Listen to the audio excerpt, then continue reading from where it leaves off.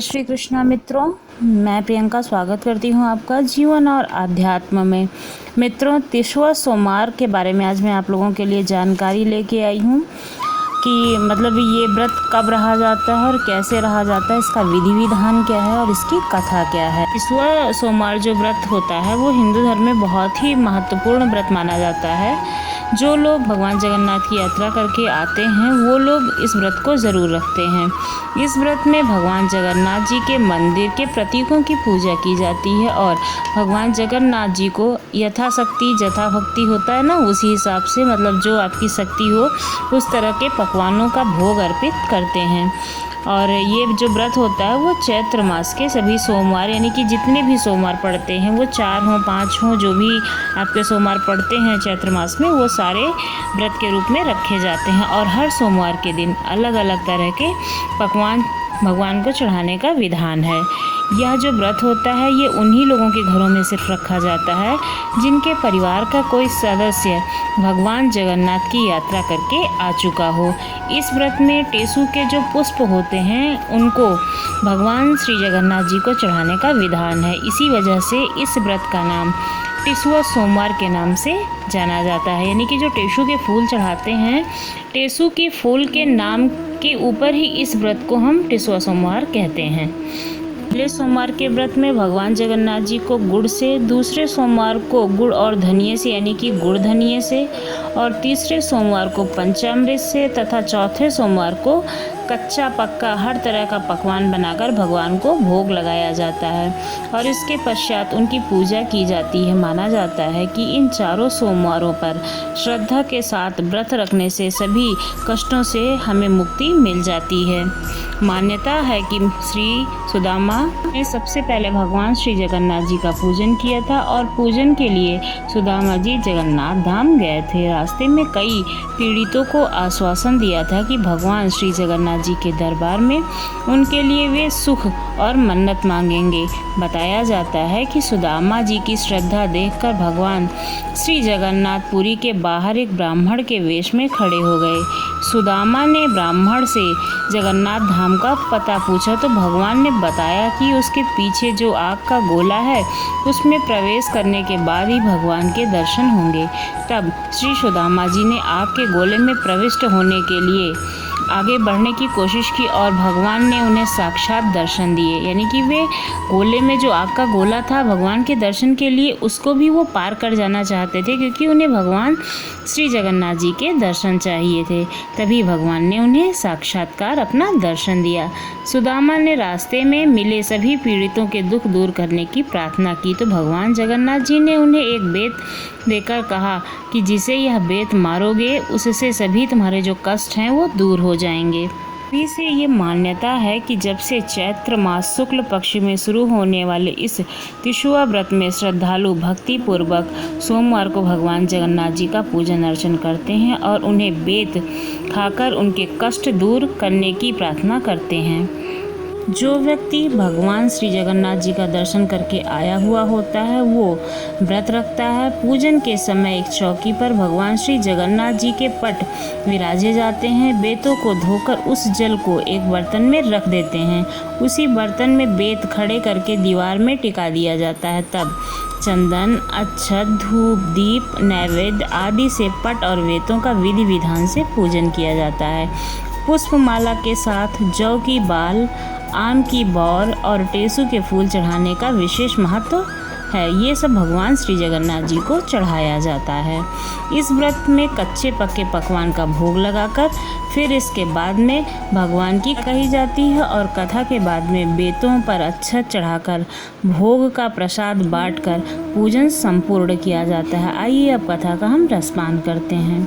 एक गांव में एक भाट का परिवार रहता था जो कि बहुत ही निर्धन था। एक दिन भाटिन यानी कि जो भाट की पत्नी थी उसने अपने पति के समक्ष पुत्री व दामाद को बुलाकर भोजन कराने की इच्छा प्रकट की। भाट जो था वो बहुत ही प्रसन्न हुआ। वह भिक्षा मांगने निकल गया। कई गांव में भिक्षा मांगकर वह काफ़ी सामान इकट्ठा कर लाया।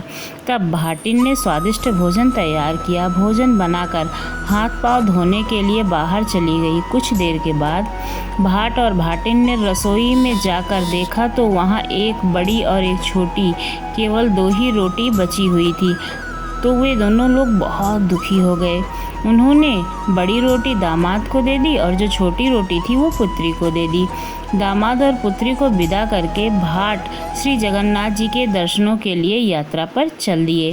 मार्ग में भाट ने देखा कि बहुत से आदमी वृक्षों के पत्ते तोड़ तोड़कर दोने और पत्तल बना रहे हैं। उत्सुकतावश भाट ने लोगों से इसका प्रयोजन पूछा तो लोगों ने उसे बताया कि राजमहल में श्री जगन्नाथ जी का आज भंडारा है।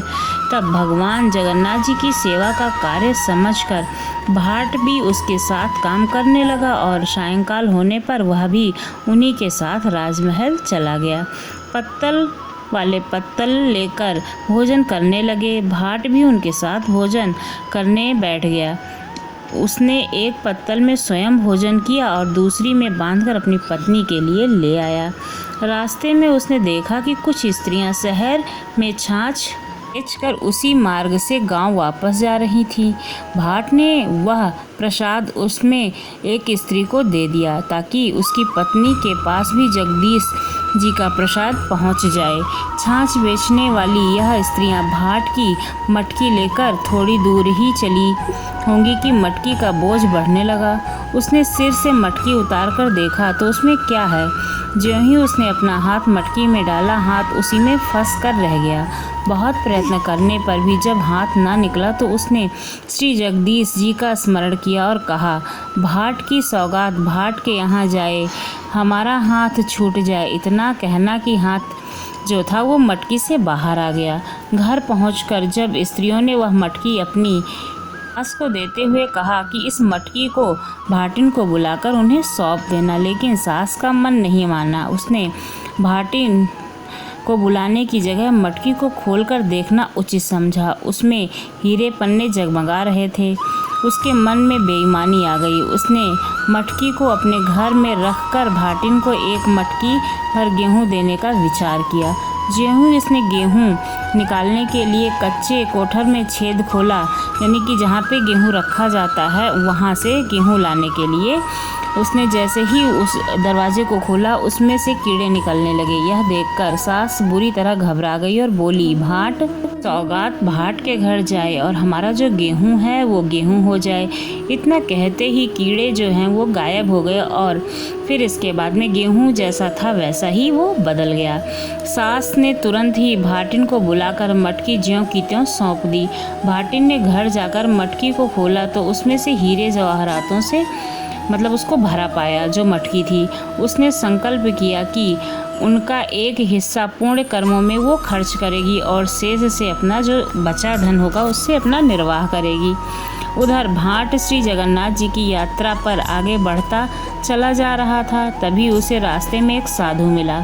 साधु ने कहा, यदि मुझे सचमुच में श्री जगन्नाथ जी की लगन लगी है तो तुम हमारी धुनी में धुन जाओ, तत्काल ही श्री जगन्नाथ जी के पास पहुंच जाओगे। भाट धुनी में धुनने लगा तो साधु ने मना करके उसे अंधेरे कुएं में गिरने का आदेश दिया।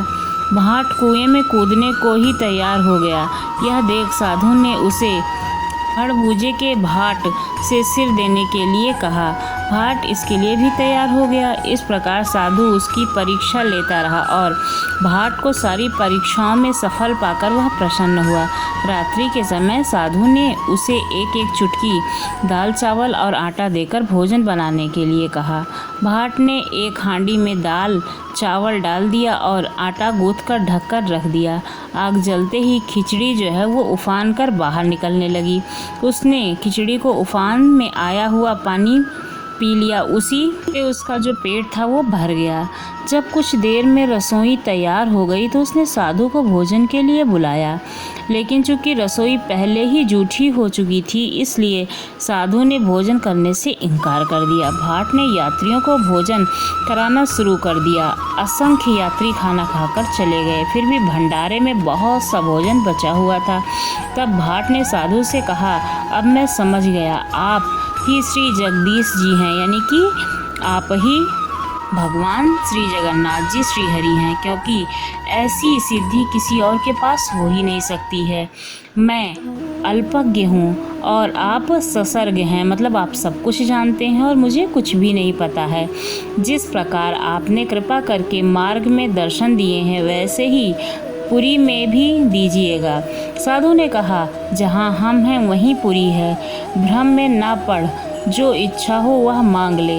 भाट बोला, महाराज मैं बहुत ही गरीब हूँ, मुझे भरपेट भोजन भी नहीं मिलता, कृपया मेरी दरिद्रता जो है वो दूर कीजिए। साधु ने कहा, पुरी के पास ही बेत की झाड़ी का वन है, तू उसमें से 5 बेत तोड़ ला।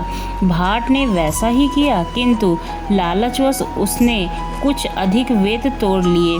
बेत तोड़ते ही उसकी जो थी वो बंध गई। यह देखकर साधु ने कहा कि तुम बड़े लालची हो, तुम्हें असंतोष है, जो तुम्हारी तृष्णा है वो भी बहुत प्रबल है, इसी कारण तुम्हारी ऐसी दशा हो रही है। 5 से अधिक जो बेत तुमने तोड़ी उन्हें छोड़ने का संकल्प करो और केवल 5 बेत ही लेकर चले जाओ। भाट ने वैसा ही किया, वह 5 बेत लेकर साधु के पास लौट आया। साधु ने उसे पीतल की एक बटली दी। बटली मतलब जिसमें पहले खाना बनता था ना, ये लोटा जैसे होता है, उससे थोड़ी बड़ी होती थी, उसमें खाना बनता था, उसी की बात कर रहे हैं। चैत्र मास के प्रत्येक सोमवार को इन बेतों की पूजा किया करना, चौथे सोमवार को हमारे नाम का भंडारा देना। ऐसा करने से तुम्हें इस बटुली में 56 प्रकार के व्यंजन मिलेंगे। और जो बटुली लेकर भाट बहुत प्रसन्न हुआ और उसने अपने घर की ओर प्रस्थान किया। रास्ते में वह एक स्थान पर पानी पीने लगा तो उसकी जो अंजलि थी उसमें टेशु का एक फूल आ गया। फूल को देखते ही उसे स्मरण हुआ कि आज चैत्र मास का पहला सोमवार है। भाट के पास के खेत में काम कर रहे लोगों को बुलाकर उसी स्थान पर पूजन करके कथा कहनी चाहिए, पर कोई भी उसकी कथा जो है वो सुनने को तैयार ही नहीं हुआ। वह निराश होकर आगे बढ़ा। उसने जाते ही किसानों के खेत में जो है वो आग लग गई, अनाज जो है वो जलने लगा। यह देखकर वे सब समझ गए कि उन्होंने जो भाट की कथा नहीं सुनी उसके लिए इनकार कर दिया था। शायद इसी कारण से भगवान श्री जगदीश उनके साथ ऐसा कर रहे हैं। फिर वे दौड़े दौड़े गए और भाट को क्षमा याचना करके वापस बुला लाए और फिर भाट ने बेतों की पूजा करके कथा कही और अपने घर की ओर चल दिया। किसान के खेत पहले की तरह फिर से हरे भरे लहलहाने लगे। दूसरे सोमवार को उसे भेड़ों का चराता हुआ एक गड़रिया मिला। उसने उससे कथा सुनने को कहा, पर गड़रिया ने उसी बात पर कोई भी ध्यान नहीं दिया। वो अपने काम में मगन था और उसकी जो भेड़ें थीं उनको वो चरा रहा था। तभी जो है उसकी जो भेड़ें थीं वो मर गईं। तब गड़रिये ने भाट को बुलाकर उससे कथा सुनी। कथा पूरी होते ही उसकी जो भेड़ें थीं वे सब फिर उठ के खड़ी हो गईं। भाट की 2 लड़कियां थीं। बड़ी लड़की की शादी अमीर घराने में हुई थी, छोटी की जो शादी थी वो गरीब घर में हुई थी। तीसरे सोमवार को भाट बड़ी लड़की के घर पहुंचा। उसने बेटी से कथा सुनने के लिए कहा, पर बेटी ने ध्यान ही नहीं दिया। वहाँ से वह अपनी छोटी बेटी के घर गया।